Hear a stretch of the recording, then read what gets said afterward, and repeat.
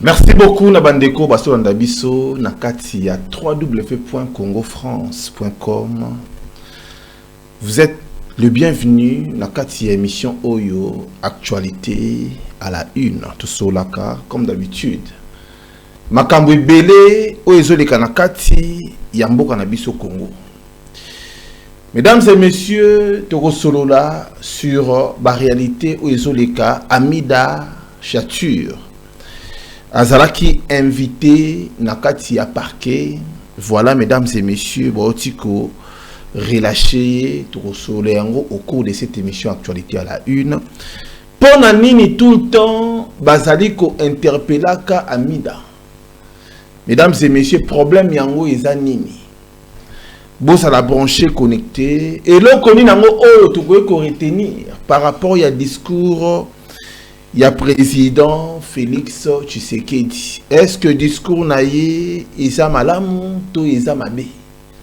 Est-ce que ça n'a pas point sensible to discours naïe et ça discours moko oyo à se réconcilier batou to ba coalition to ba parti politique? Mesdames et messieurs, te recevons au cours de cette émission Actualité à la une. Tomoni pe lokola Martin Fayulu Madidi. Ndenge bozomo na wana yepe asalaki discours à l'occasion il y a les 30 juin. Boyebi 60 ans déjà depuis tozo indépendance. Mesdames et messieurs, to resolo yango. Est-ce que le discours ya Martin Fayulu ezali pe discours moko oyo kitoko to eza malamu to eza mabe? Mesdames et messieurs, vous à la branchée connectée, Nakati émission auto solo la makamwe belé. To solo la pele lo awa to solo ba Vital Kamerhe yepé a lancé message par rapport il y a le 30 juin 60 ans oyo mesdames et messieurs ba congolais ba commune yango Kamerhe appelle la classe politique et dirigeante à un sursaut national pour conduire le peuple au rendez-vous. Voilà, mesdames et messieurs, Vital Kamerhe azo benga la classe politique na ba politiciens surtout bavanda ensemble nandenge yako kumba peuple malembe pona mboka na biso ezala toujours un pays d'espoir. Au cours de cette émission Actualité à la une, Makamouza Pebele, auto développé. Moïse Katumbi pareil, Yepé a salué ma déclaration. Katumbi demande aux forces vives de se tenir prêtes à répondre aux mots d'ordre si les lois de Minakou et Sakata sont pas retirées. Moïse Katumbi a lobby, Bande Kobos à la près, Soki. Minakou a retiré proposition de loi na Ewanate yé a coupé sa mot d'ordre. Au cours de cette émission Actualité à la une, merci. Nandenge bosa toujours dispo, boso na biso na kati ya émission oyo. Avant to banda, mesdames et messieurs, par autorisation na bino bandeko yo bandara biso tongo midi pourquoi makambo belé to ko renouveler to ko révéler bino na kati ya émission oyo ya on a lingi. Avant to bandango, mesdames et messieurs, to lancer quelques annonces. Après to songa pour nato développer ba sujet auto tient en place pour nabino. Allô, ngaya wa santé eza misunga. Ah! Hey, okatelinga lingala pour na santé mwana. Mon fils, pour ma santé, misunga. Ah, okatelinga lingala. Bandeko, misunga ezali kokatela mutulingala te. Ezali mutuelle de santé. Oyo epesameli na batu nyonso. Employé to non employé, mutu nyonso oyo akoki kaka ko contribuer na mbongo mukie na fin du mois po ete mokolo akobela misunga ezwa soin na ye na ba hôpitaux nyonso ya minene ya République démocratique du Congo. Soki maladi na yo bakoki ko traiter yango awa na Congo te, misunga akozwa charge na yo okende kozwa soin na bamboka lokola Afrique du Sud, Turquie, Suède, Russie, to Inde. Kala mingi te na bamboka misusu. Soki mutu oyo misunga ezwaki charge na ye mpo na basoin, Nzambe akamati molimo na ye, misunga akosokipe na mort na corbillard. Ata bandeko bazali libanda bakoki koadere bandeko na bango awa na Congo po ete bazwaka soin awa na mbongo bango bazali kofuta. Na misunga ta santé c'est ta vie. Mbote bandeko nanga nyonso ya monde entier, ba congolais na monde entier. Ngai Mama Pauline Lumumba naza présidente ya RDC Monde na Genève. Na ye liboso na bino lelo na sengi bino bosa adhérer na RDC Monde.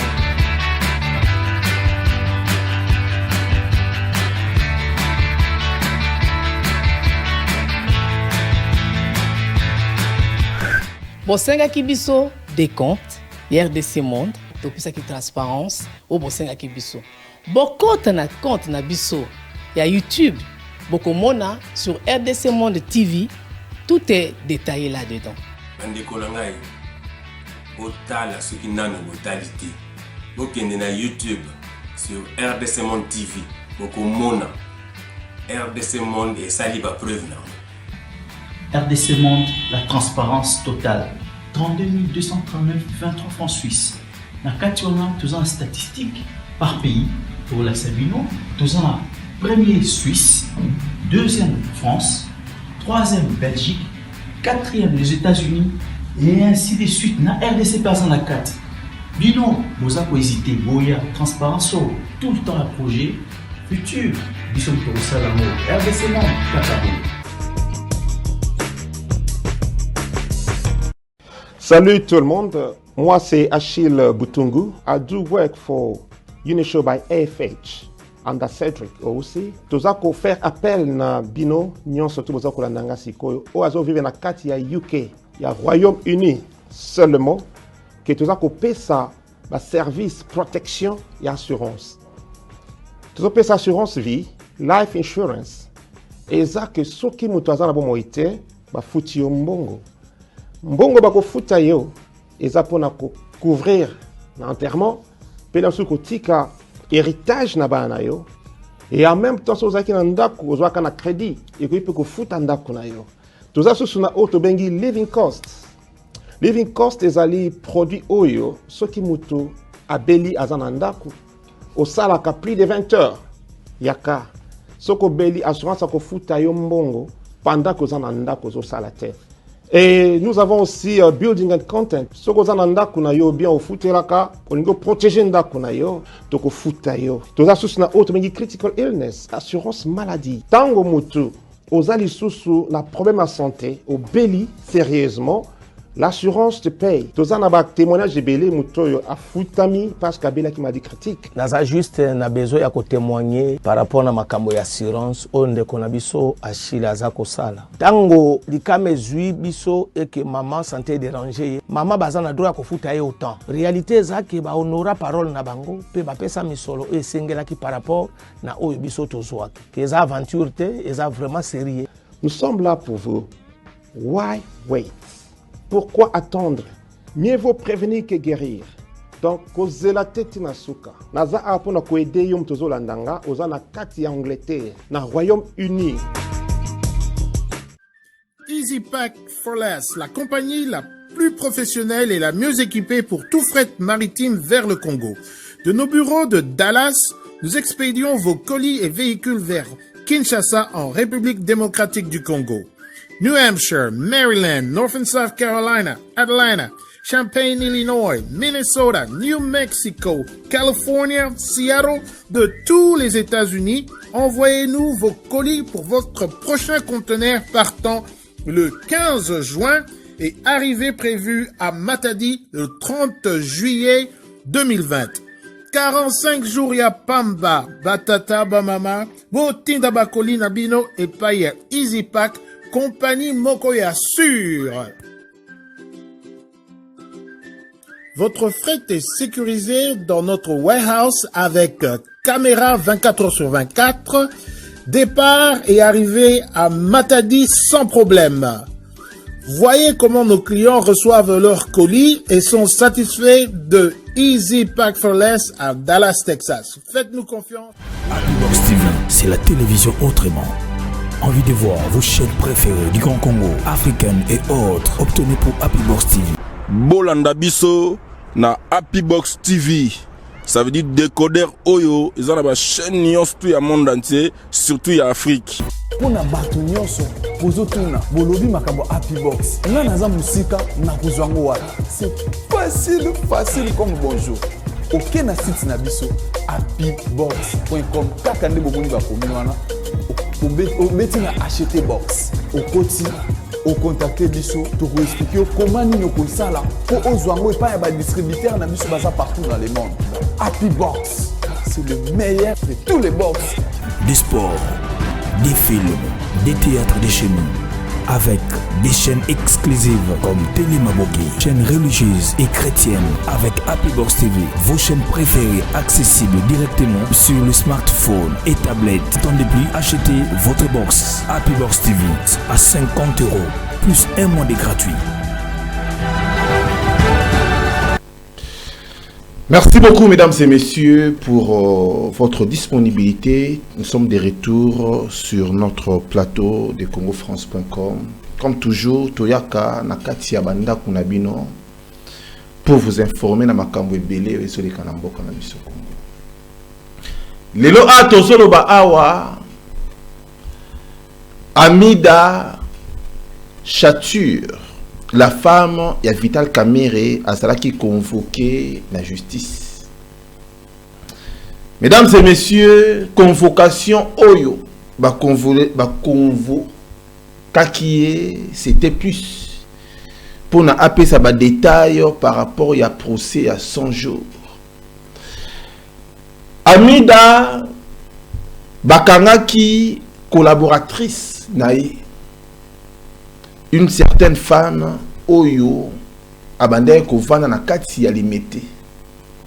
Selon Amida dans le témoignage na procès à 100 jours à Vital Kamerhe, elle avait bien dit que collaboratrice nae yé ayebi place azalakate ndaku nae ayebi te ba collaborer kaka à distance. Amida agira ki liboso ba juge par rapport à ba compte bancaire oyo nyonso autour yé azalaki na yango. Mais selon verdict oyo epesamaki et pas ya ba juge, Amida alobaki vérité nyonso te. Alors babilo misusu bande ko tourner ba question bande ko répondre misusu ezalaki vrai te selon l'information tout ça na yango. Alors babengi pona koyeba par rapport parce que vous savez que procès à Vital Kamerhe ba bien nyonso tout.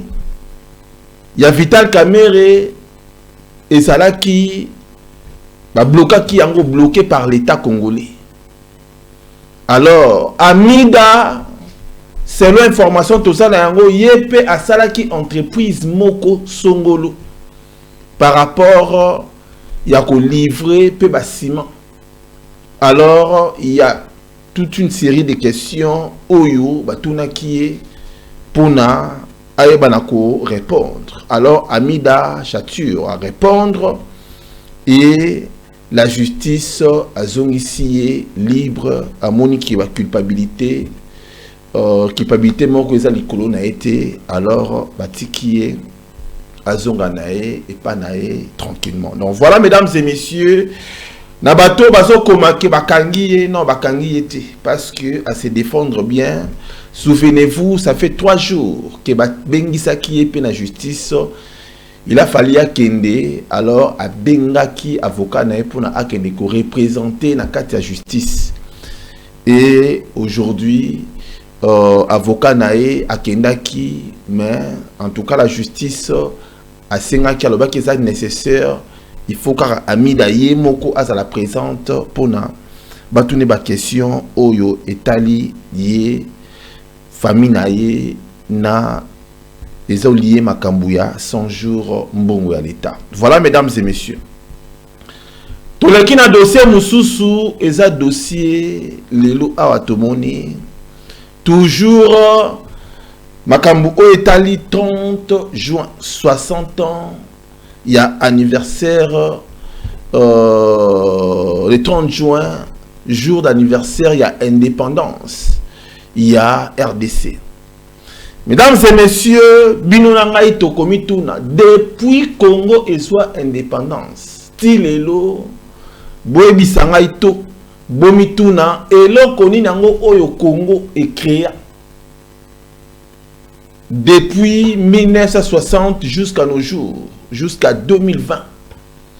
Mesdames et messieurs, et l'on connaît les bisobas congolais, to créé durant 60e année Oyo et Otiko Likaraboye.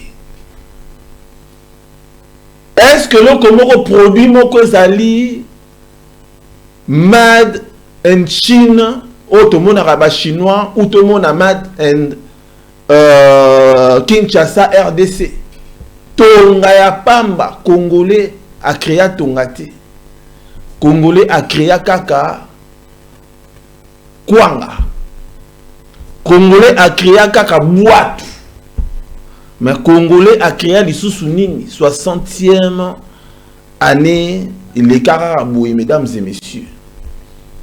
Et là, qu'on a pépé sa biso, réflexion, tout réfléchir, mesdames et messieurs.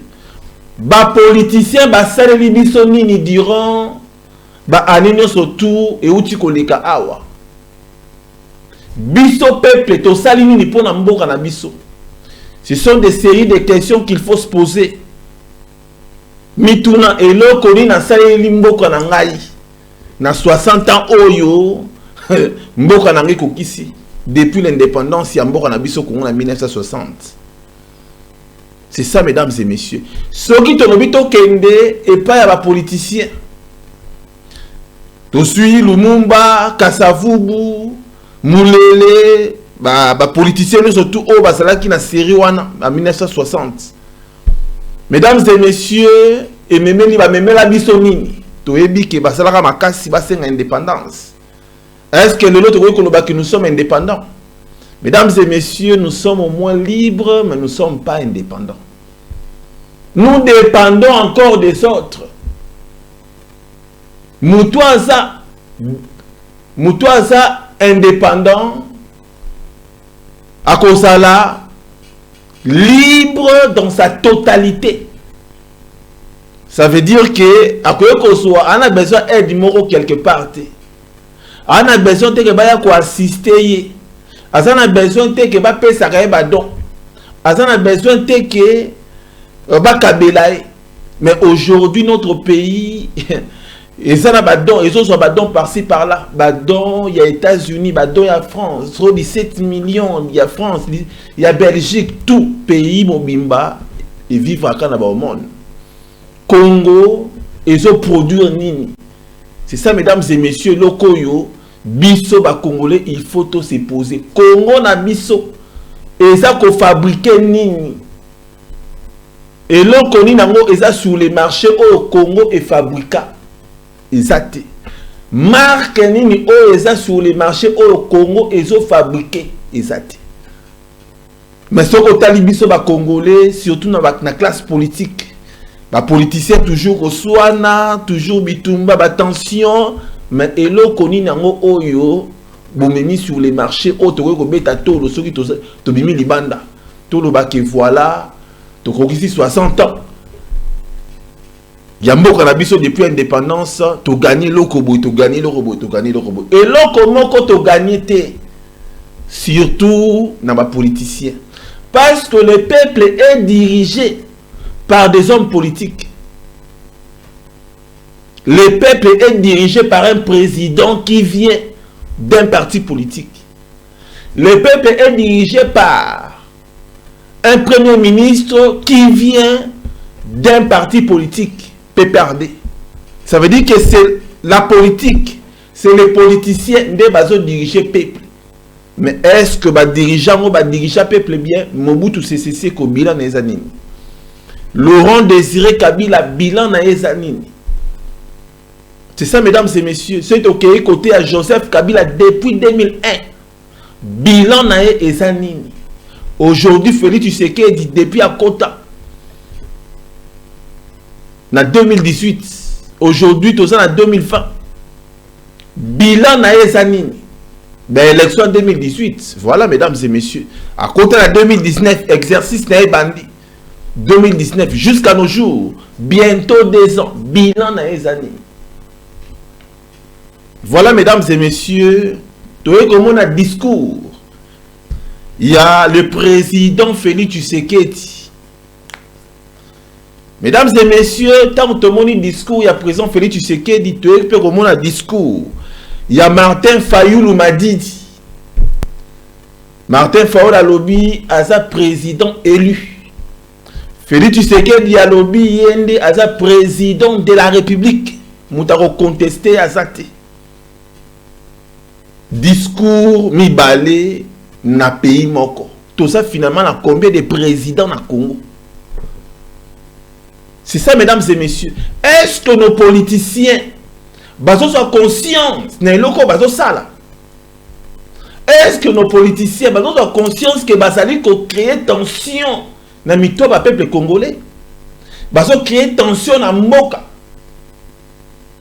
Tant que président Félix Tshisekedi Abimi, qui est le président de la République, a dirigé Mboka. Et quelque part aussi, tout le monde dit Martin Fayoulou n'y est pas yé. Sori Botali, mesdames et messieurs, Boromona ke Martin Fayoulou a commis wana. Nenge Bozomona, c'est là. Martin Fayoulou, président élu. Ça crée des confusions dans Mitou Nabiso, président élu. Mais qui est finalement le président Yamboka? Et lorsque Martin Fayoulou a sala, mesdames et messieurs, on a connu Kolobake, toute personne est libre. La liberté d'expression existe. Et lorsque Martin Fayoulou a sala, il est libre à s'exprimer. Asa libre à s'exprimer dans ndenge oya lingi. Il est libre à ça la choix nae. Martin Fayoulou et l'on qu'on désaggrave. Et ça discours oya sali. Na kati ya discours ya Martin Fayoulou. Alobi Nenge Bosomo Nawana. Le désordre est total que nous observons actuellement dans les pays n'a qu'une seule source: l'absence de légitimité des institutions et de leurs animateurs. Mesdames et messieurs, Botanga, déclaration Oyo, ya Martin Fayoulou. Le désordre est total. Désordre, ça total, makas nakati ya mboka, ya Congo, c'est le Martin Fayoulou. Alobi total, yango toza ko observer actuellement, yango toza ko observer sikoyo. Nakati ya mboka. Alobi souks. Il y a des ordres où ils ont la mboka lelo. Et ça parce que tout ça n'a pas tout mon côté baso diriger mboka. Ça veut dire l'absence de légitimité. Et ça n'a tout mon côté oye Martin Fayoulou solo bakiazo diriger mboka na kati ya Congo. Et l'absence des institutions et des animateurs. Ça veut dire qu'à lobby, mboka na biso eza na désordre lelo parce que mutu moko te oyo ba votaye aza ko diriger mboka. na kati ya ba institution surtout na parlement na Assemblée nationale na Sénat manque il y a légitimité, ça veut dire que kuna ba député ba voter bango te na kati ya présidence ba voter président te. Donc pour na Martin Fayulu ba voter na bango batu moko te, ba voter na bango batu moko te pour na Martin Fayulu. Mesdames et messieurs, tokene musika alobi mutu moko te ba voter. Mais aujourd'hui Martin Fayulu légalement, j'ai dit légalement, aza député légalement. Martin Fayulu aza député et puis assiégeaka na parlement, na Assemblée nationale. Martin Fayulu. Martin Fayulu alobi non qui a un animateur politique, mais Martin Fayulu aza député. Azana kati ya classe politique. Tozwaka la classe politique, il y a opposition. Mais aujourd'hui, il y a une opposition et ça même la peuple. C'est ça, mesdames et messieurs, c'est ça la réalité. Martin Fayulu aujourd'hui, azali député national. Atinga suppliante naïe. Maman Moko a représenté na kati ya parlement. Mais en même temps, Martin Fayulu au lieu a démissionné.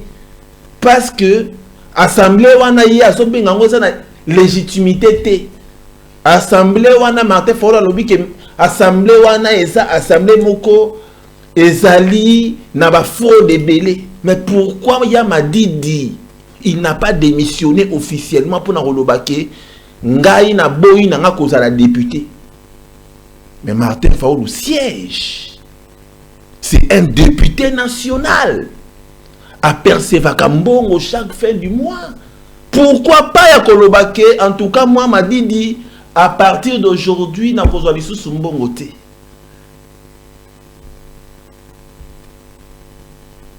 C'est ça, mesdames et messieurs. Voilà. Place au politicien, baso memabiso. Est-ce que nous avons des leaders?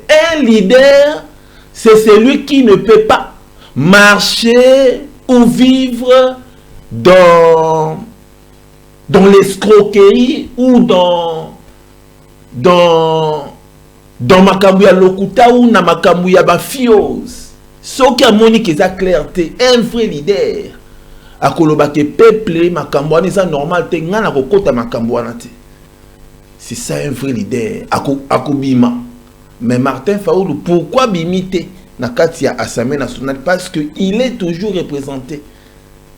Apercevoir Kambongo, il y a Assemblée nationale. Deuxième déclaration, il y a Martin Fayulu, mesdames et messieurs, boyo kabiso bien. Martin Fayulu a bonné au kene musika. Fayulu m'a dit dialobi nini.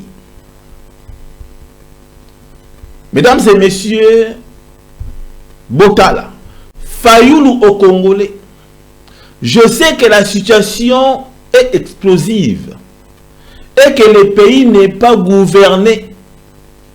Je mesure sur tous les degrés de frustration. Martin Fayulu lobby, mboka na biso oyo situation na yango eza ezopela moto. Parce que mort en abysse et ça n'a pas gouverné. Mais qui gouverne aujourd'hui? Banani bazo gouverner biso aujourd'hui. Ce ne sont pas les membres, il y a ICD, ce ne sont pas les membres, il y a la Mouka, ce ne sont pas les membres, il y a FCC, ce ne sont pas les membres, il y a UNEPES. Moi, j'aurais voulu que Martin Fayulu lobake, moi m'a dit, je donne un exemple, na se retirer na makamboyo, na ko siéger les sous-soutés, na ko diriger les sous-soutés, na ko gouverner les sous-soutés. Parce que makambo bat baso gouverner oyo eza faux. Voilà. Et loko yo Martin Fayulu akokaki koloba na kati ya ba discours na ye. C'est ça, mesdames et messieurs. Bola nanga bien. Et ça, Martin Fayulu lobby, c'est important, mais tu recommandes. Parce que nous sommes lobby, ça va m'abêter. Alors, je suis à Malamu, alors je suis à Mabé. Martin Fayulu lobby, boy. Martin Fayulu lobby, boy. Martin Fayulu déclare la date du 2 août à programmant comme journée de commémoration du génocide du peuple congolais. Voilà, mesdames et messieurs, et lokoyo, na sepeli na loko Martin Fayulu lobby. C'est très important. Génocide et salema na kati ya mboka na biso Congo. Avant Mindele ba reconnaître ango, biso moko na to banda ko reconnaître génocide wana. Les Rwanda ba célébraka ou c'est la journée moko ville morte. Na journée wana oyo Rwanda célébraka journée ya génocide oyo ya bango moko. Mais oyo ya biso ba Congolais, il faut biso moko to banda ko lela tan wana. To banda ko kanisa ba wei na biso na tan wana. Azana raison, mesdames et messieurs. Il a raison. Il a raison, Yaroloba Bongo. Voilà, il y a des choses. Oyo Martin Fayulu lobby. Oyo, j'ai dit bravo quand même à Martin Fayulu parce que Maramno Soto lobby ça m'a bêté. Ailleurs m'a bêté. Martin Fayulu lobby il peut les sous du Cambou, il y a 15 millions de dollars. Alors, il y a 15 millions de dollars, ça a besoin de mon clair. Wana pesa ma bête. Mais Martin Fayulu, il fallait l'obéla, Makambouya, la justice nabiso par rapport. Il y a Alexis Tamouemouamba Ndenge a dénigré ma maman. Martin Fayulu, il fallait l'obéla, Makambouya, 200 millions de dollars. Il y a Jekamine. Martin Fayulu, il fallait pas l'obéla. Makambu Oyezo leka awaya 3 propositions de loi à Minaku. Il fallait pas refuser en catégoriquement. Voilà, mesdames et messieurs, et ça va point sensible au Nandé Kozila. Mais en général, mesdames et messieurs, discours naïe à Sali Yango et Zayaye. Oh, kolobake discours ya Martin Fayulu. Il ne fallait pas ça la yango, il ne fallait pas ça la, mesdames et messieurs, toute personne est libre. Yarosa la oya lingi. Martin Fayulu a connu que ta caméra na ya tina chambre comme le baba discours na est allié. Et ça la liberté d'expression. Martin Fayulu a connu que na États-Unis place mo rafene a comme ne koloba loba est allié. Mais pour dire que Martin Fayulu c'est lui qui est le président élu de la République, mesdames et messieurs, là je ne peux pas le dire parce que Nakoko Sabino pour rien. Martin Fayulu doit se soumettre na makambo au place à Kenda qui na justice ou à saisissaki pour na rekoti sa plainte nae. C'est ça, mesdames et messieurs. Et le pays doit avancer. Nous ne devons pas s'arrêter parce que Martin Fayulu a zolé la vérité des yeux. Non. Le pays n'appartient pas seulement à Martin Fayulu. On ne peut pas arrêter toute une vie parce que Martin Fayulu réclame. C'est ça, mesdames et messieurs. Bisotem totina ki bango ba kende ba élection, ba kenda ki na volonté na bango. Alors makambo ba monikuna, ils ont tous les droits. Ya koloba o balingi, mais il faut qu'on évite et qu'on sa distraction na peuple congolais. Voilà, mesdames et messieurs, nous voulons faire avancer notre pays. Nous ne pouvons pas traîner dans bas discours, dans bas réclamation, dans bas vérité des jours. Mais non, ça nous fait passer le temps pour rien. C'est ça, nous devons avancer les choses. Tu vois que la raté parce qu'il y a un monsieur où il y a la vérité des jours de tout les mamans. Non. Martin Fayulu, si vous voulez faire avancer le pays, toi avancer le pays, surtout. Ce n'est pas dit qu'il y a qu'à se retirer. De toutes les façons, vous êtes libre. Il y a qu'à se retirer, mais nous, les Congolais, nous voulons qu'un pays, un pays émergent, un pays libre, prospère, indépendant, véritable indépendant, c'est ça. et non un pays avec beaucoup de tensions, avec des tribalismes, avec des haines, avec des divisions, un pays vraiment, franchement, là, au contraire, ce n'est pas bon. Moi, j'aurais souhaité que Martin Fayoulou, Nandengé à 60 ans, il y a indépendance, il y a Congo, à l'Obake, voilà, moi, m'a dit, j'ai pris conscience dans ma Kambouileka et belé, aujourd'hui, nous avons totalisé 60 ans, il y a indépendance, il y a mort en abysso. Nous devons s'unir, être unis, parce que nous avons une seule maman. C'est Maman Congo. Voilà, mesdames et messieurs, un discours, il y a unité, un discours, il y a amour, un discours, il y a qu'à faire avancer le Congo, mais non un discours, oh yo, je suis président élu, oh voilà, je suis président tel. Moi, je crois que, mesdames et messieurs, ça n'avance pas les pays. Voilà, mesdames et messieurs, en conclusion, par rapport à Martin Fayoulou, il y a des choses où il y a lobby, par exemple, il y a les deux Ouchouana. Il faut qu'on commémorer Datouana par rapport, il y a mort, 12 millions de morts. Et puis, il faut, mesdames et messieurs, tout c'est une réparation. Nabatoyo baboma biso, parce que il faut pas dire seulement que les pays voisins, c'est aussi l'Occident, c'est aussi les multinationales, c'est aussi les gens qui sont aujourd'hui nos partenaires.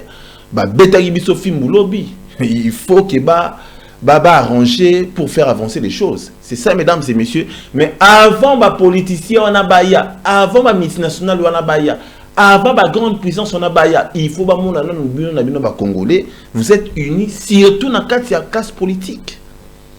Voilà, mesdames et messieurs, là je dis bien selon Gaï, Madidi, en tout cas félicitations, na discours na yo. Mesdames et messieurs, vous êtes libres. Attends, yo pour ça discours. Yo pour ko téléma, au sali pe discours. Ceux qui sont là makamba bien na rolobe la yango. Na lobe la peine de Komora za na Paris bo ya bima bo ça la discours na ye. Mutu nyo sozo ko ça ba discours na ye a monique azana elo akoloba na Congo. Ce n'est pas quelque chose il y a waouh pour na Martin Fayoulou la salle du discours. Non, il a les droits, il a tous les droits au ça discours na ye. Faut pas que choquer Bisso parce qu'il a fait son discours. Il a tous les droits. En tout cas, bravo na Martin Fayoulou parce que même Yopen de Rokosa, même on a le discours. Il n'y a pas de problème. Donc voilà, mesdames et messieurs, maintenant quand il y a discours, c'est un important. Oh, et que réunir Mbokanabiso Congo. Donc quand il y a discours, mesdames et messieurs, il y a président Félix Tshisekedi. Et là, on dit qu'on retenir dans le discours, il y a président Félix Tshisekedi parce que Makamboza est belé. Avant, nous avons kotana, il y a président Félix Tshisekedi discours nae. Moi, je dirais que Namoni Awa, par rapport à le 30 juin, Namoni de Konabisope Oyo Nani Adolphe Mozito. Adolphe Mozito, mesdames et messieurs, a sali ma déclaration. Adolphe Mozito a lobi nini, bota la maramba lobi. A lobi boy. La RDC, une justice héroïque, paupérisée par l'exécutif. Adolphe Mozito a lobi, toza na justice moko na kati ya mboka na biso Congo, oyo eza appauvri. Une justice appauvrie par l'exécutif. Une justice oyo eza na inféodé. Une justice oyo ezali influencée. Mais c'est une justice moko pesa courageuse. C'est ça, mesdames et messieurs. alors nanyo soana linga lobanini alobi une justice où eza influencée par là alinga loba qui influence la justice aujourd'hui. Mouzito alobi c'est l'exécutif. Quand on parle du pouvoir exécutif, on voit le gouvernement, on voit le président de la République, la présidence. Selon Adolphe Mouzito, que tu sais qu'il a dirigé la justice. C'est ça, mesdames et messieurs. Alors, pour Naya, c'est pélité. Alobi alingi amon à la justice et ça la libre. Quand est-ce que Adolphe Mouzito amon la justice n'a biso libre na kati ya Congo? Quand il était premier ministre, quand Kabila dirigeait le pays, ou quand Tshisekedi dirige aujourd'hui le pays. Quand Mobutu dirigeait le pays, la justice était libre. Quand Lumumba, Kasavubu dirigeait le pays, la justice était libre. C'est ça, mesdames et messieurs. Quand est-ce que la justice était libre dans notre pays? Et l'Okoyo, Mouzito Azoloba, mesdames et messieurs, Mouzito veut réellement l'indépendance de la justice. C'est bien bon, mesdames et messieurs, mais Mouzito a dirigé ce pays pendant au moins 7 ans, si je ne me trompe pas. A dirigé, à sa qui premier ministre, il y a Kabila. Mouzito accusé, je dis accusé, Namakambu ya détournement, Namakambu ya Bambongwa FPI, Fonds monétaire international. Mouzito a été cité Namakambu ya blanchiment d'argent. Mouzito a été cité Namakambu ya Kosomba ba maison et belé 500 maisons. Ya Yemoko. Et Mouzito lelo, si cette justice là, Oya solo bake, et ça justice moko influencée. Ce qui lelo bengiye et yokaye. Alors la justice wana sko ezanini. C'est ça, mesdames et messieurs. Moi, je crois que les Mouzito sont des gens qui nous ont dirigés hier. Est-ce que Bazaba exemplaire, ils ont bien dirigé le pays? Moi, je dirais, c'est l'engaï. Ça n'engage que moi. Non. Mouzito était premier ministre. Il n'a pas fait ce que les premiers ministres peuvent faire. D'autres premiers ministres par rapport au Congo. C'est ça, mesdames et messieurs. Est-ce qu'il a un bilan positif?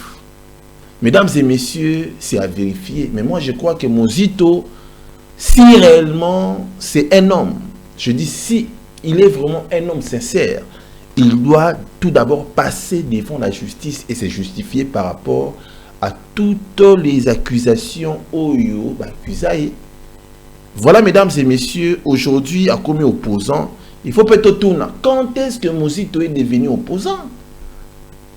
Dans l'occasion, il n'a comme opposant. Allons, on a parlé directement opposition. Transition à ça là. Et ça demande. Et là, on est motivé. Allons, on a parlé à côté de la comme étant opposant. Et là, on est. C'est ça, mesdames et messieurs, ce n'est pas dit qu'il y a un moutoubo et mbalamoko. Non, à opposant, non. Il faut que tu tournes et l'eau connaît. Mesdames et messieurs, voilà. Tokoti Sikoyo na discours, il y a président Félix Tshisekedi. Le président Félix Tshisekedi a fait le discours.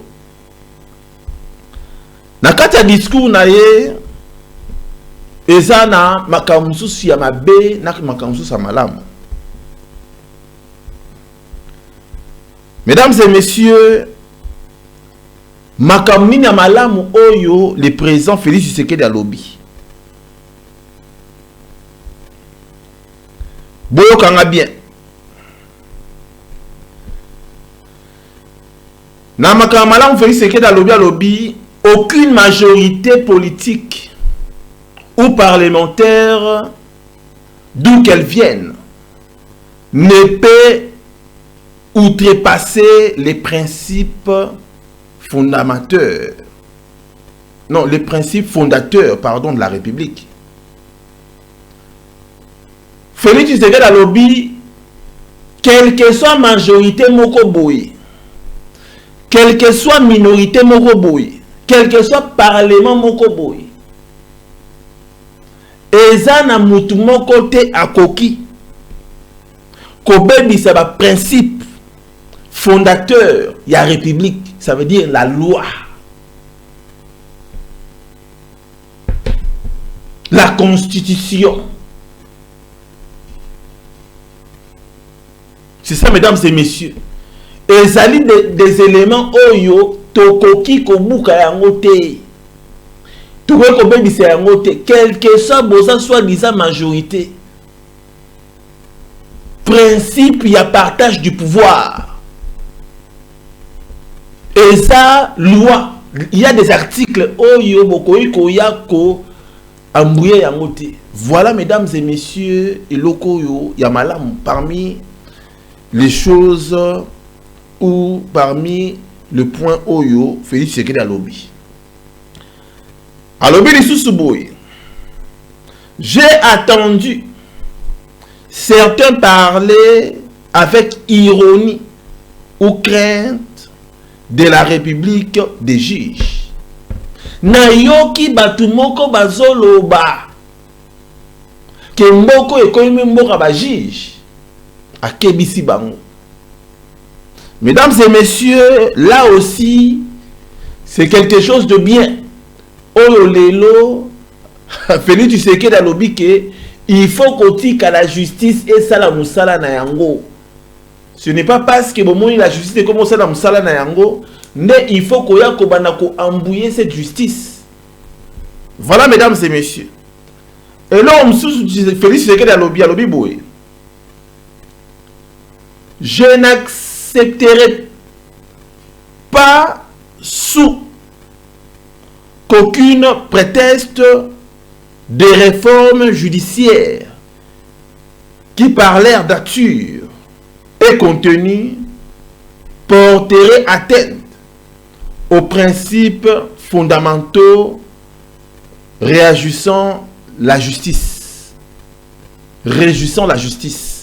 Mesdames et messieurs, le Félix Tshisekedi à lobby, ça veut dire que à cause sepelate, à cause lingate, à cause refuser catégoriquement que batu moko bayana loi moko boye. Oyo bayena yango une proposition de loi pour na bayako kotise yango pour na ebebisa la justice. Pour na bango baluka ko se protéger, akoki jamais ko se protéger, akoki jamais ko ndimelo ko wana. C'est quelque chose de bien, mesdames et messieurs. Pourquoi c'est quelque chose de bien? Parce que awazolo bela makamo minako na sakata, il refuse salobi na lingi réforme wana te alobi yango la télé. Azongi si bato FCC na place que alingi yango te. Il n'est pas d'accord na makambo wana. Et là, comme sous oyo Félix Tshisekedi à lobby awa, oyo peut se pélissinga na kati wana ezali, Félix Tshisekedi décide de lever Joseph Kasavubu au rang de héros national. Mesdames et messieurs, quand Joseph Kasavubu était au pouvoir, ngana botamaki na mte mena ora les solo que ces messieurs là a dirigé qui Congo malamu. Il se permettait même, il y a on a caisse à l'État, Joseph Kasavubu. C'était pour les autres, ou pour les uns, un bon président, Oyo Alingaki Congo. Et pour les autres, qui est un président Moko Yuma Yuma. Mais aujourd'hui, Félix Tshisekedi a élevé Joseph Kasavubu comme étant héros national. Je dis bravo. C'est ça, mesdames et messieurs. Je dis bravo na président Félix Tshisekedi ndenge ozong selibiso tatawana. Et là qu'on a sepelité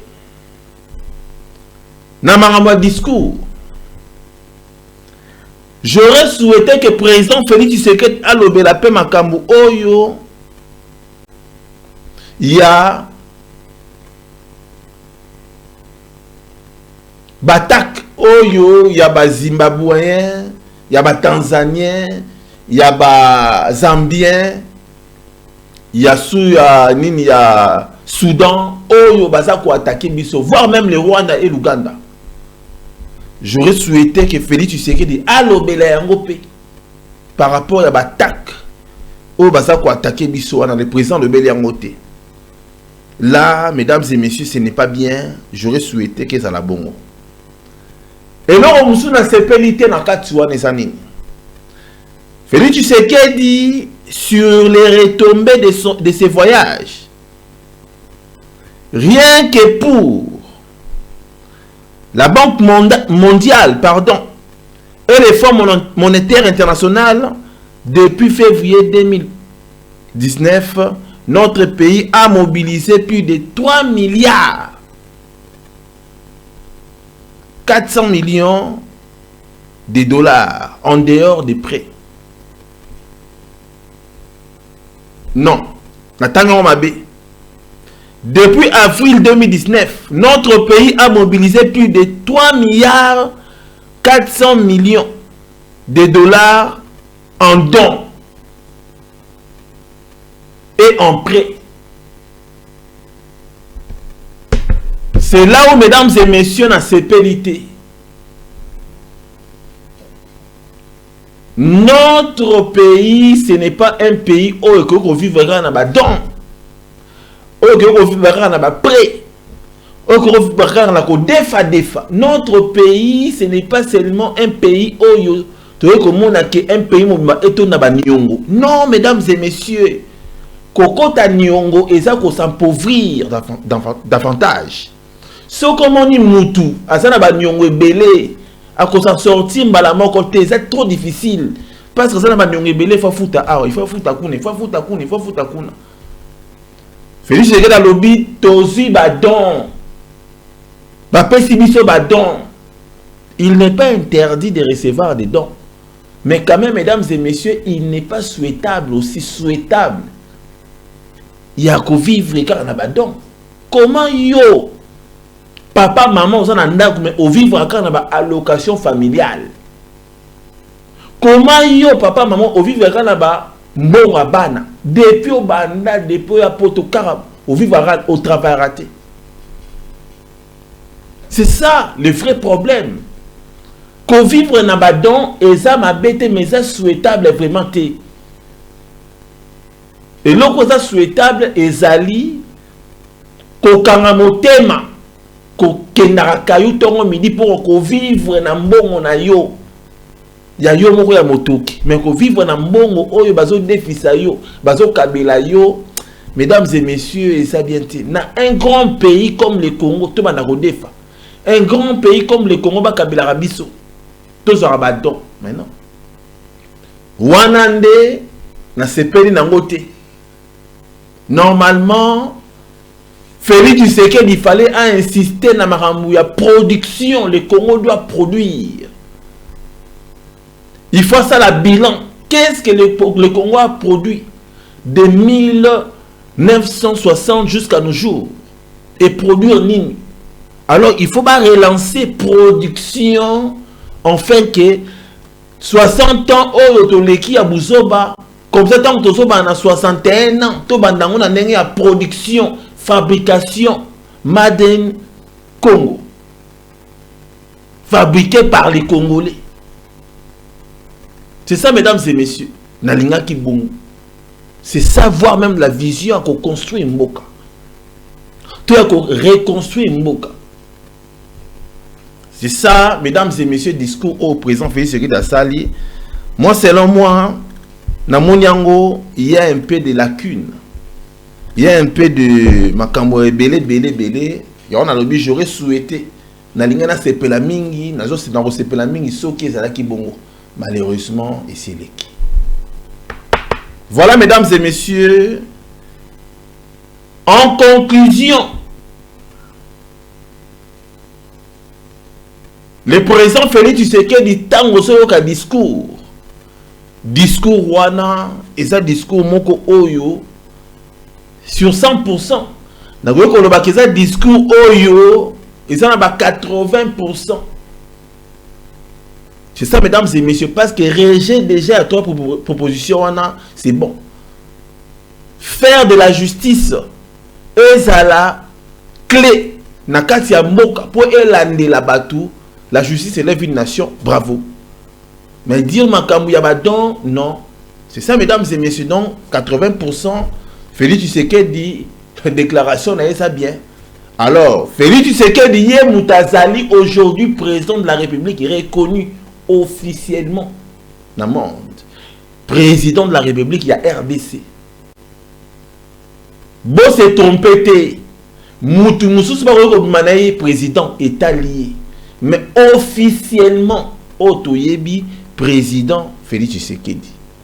Martin Faoul a président national, président international, Kakaye. Il a tous les droits. Il a combo.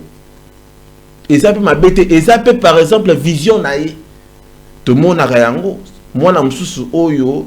Au monde a kalingas comme soda. Au monde a soda taming bateni à soda. Moi na msusu oyo. Monde a qui alingas à la chauffeur. Au monde a ça toujours wana na ba clé à voiture. Moi na msusu monde a alingas à docteur. Au monde a wana ça toujours na moi bilo au monde a ça ba biochimie ba ding. Ça veut dire que ça vision naïe. Martin Faoul et sa vision naïe alingina comme président de la République et sa vision naïe. Il ne faut pas qu'on empêche Soki. Et Koki Sami, gloire à Dieu. Mais Soki Koki Sami, il n'est pas aussi obligé à condamner Félix Tshisekedi. Il n'est pas obligé.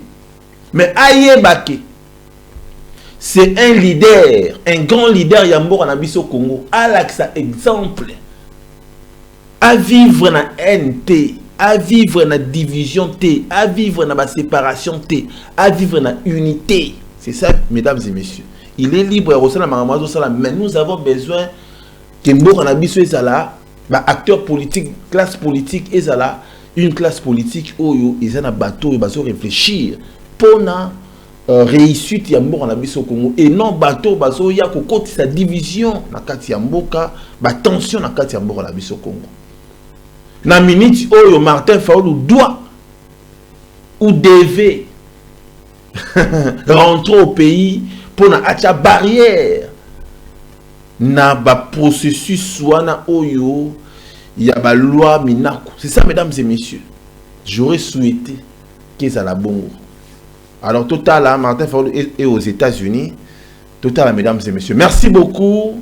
Na inna lo baboué avant la série émission. Mesdames et messieurs, nous avons eu un sérieux problème. C'est quoi les problèmes? Aujourd'hui, nous sommes bloqués. Il y a un monsieur qui contacte Naï, Kombo Naï, c'est un journaliste, Marius, à aux États-Unis. Le monsieur Marius n'a vendu Boinandaku, n'a moni YouTube, a tenu un message comme quoi a bloqué. Et Nathalie, raison, YouTube a bloqué l'engaï. Comme quoi, réseau Ezali, un monsieur Marius Ndemutu a sengi ba bloqué. Pourquoi? Parce qu'il a déclaré que Ozwaki vidéo na moko a signalé ba vidéo na yo en fait.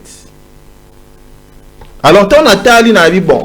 Le monsieur Marius, franchement, non, mon un problème. Non, sola na yete. Non, zoé un problème à ma bête. Alors, le quoi tout ça va congolais. Nan nous contacté naïba le pourquoi a signalé qu'on s'nangaï ba blokango. Le pourquoi.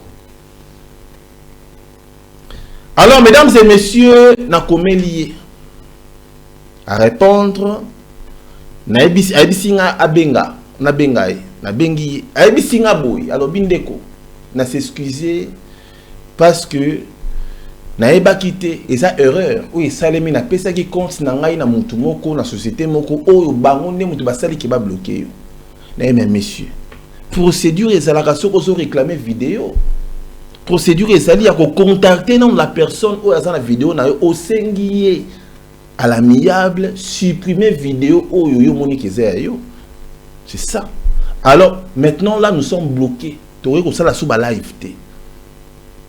Le monsieur ABC Ngaya Lobby, je vais faire le nécessaire. Il y a Kotinda message na YouTube. Pona ba retirer. Alors, on a sali ba démarche na ABC monsieur na Lobby. Na su ba adresse ya YouTube Tindela Bango message pona o retirer réclamation na yo de YouTube à permettre biso to évoluer sinon je serai bloqué. Alors mesdames et messieurs, Marius a tindelingai capture d'écran comme quoi voilà Didi na salian. Rappel na lobby OK. Le col a essayé langai plusieurs fois na komeli pe YouTube na ici YouTube. Na uti ko solana mutu oyo a salaki a cliqué pour na bloquer nga na solina ye alors tozi compromis moko a retiré déjà plainte na ye alors na do senga bino bozong silangai ba droit nanga. Mesdames et messieurs, YouTube m'a dit que nanu a recevoir message mon côté il y a Marius oyo a déclaré qui ma vidéo n'a pas nangai. Donc pour vous dire que jusque là je suis bloqué. C'est avec beaucoup du respect. Avec beaucoup du respect. Le monsieur, je n'ai jamais eu de problème avec lui. Avec beaucoup du respect à l'amiable. Naso sengaye sokazo landanga ndeko nangai nasalaka problématique. Déjà avec beaucoup du respect oyo na pesa ba congolais na yo ndeko nanga congolais nazo senga na yo sala tout ndeko to arranger problème oyo à l'amiable là et komiko matisa déjà ba tension ce n'est pas bon. Nous sommes des Congolais, il faut pas tout qu'il y ait des disputes et belé. Donc là aujourd'hui, mesdames et messieurs, nous sommes bloqués. Nous sommes bloqués. Alors, et que ça a bien été chaque fois qu'on a coupé sa information, qui bon mon n'a pas sa information, c'est parce qu'il y a un monsieur Oyo a fini par bloquer Ngaï. Ce n'est pas bien, mesdames et messieurs. Moi, je le fais pas. Et je ne le ferai pas na babatu misusu. Mais tant on a moni boye, en tout cas je demande. Na bato ba narabiso et rosala bino bien té, ceux qui n'ont pas la sous émission té parce que là je suis bloqué.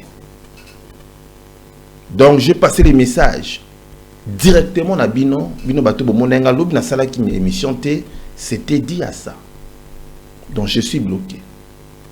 Nazo repasser sous ce message na ndeko na nga propre.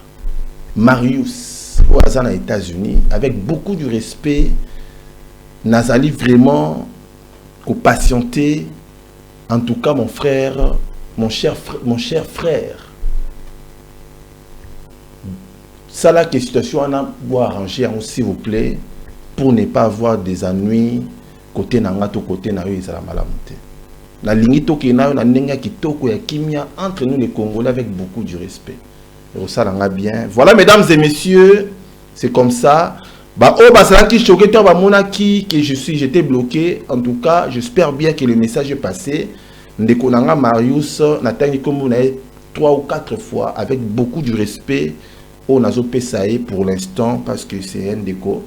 Oyo, Nazo Senganae, na Misunabino, en tout cas, situation ici là. Et ça l'a bien, pour Nato, ça l'a bien. Pour éviter un peu de dérapage et belé que ça la bien té. Zambalo la pambola bino tokutani bongo lobby.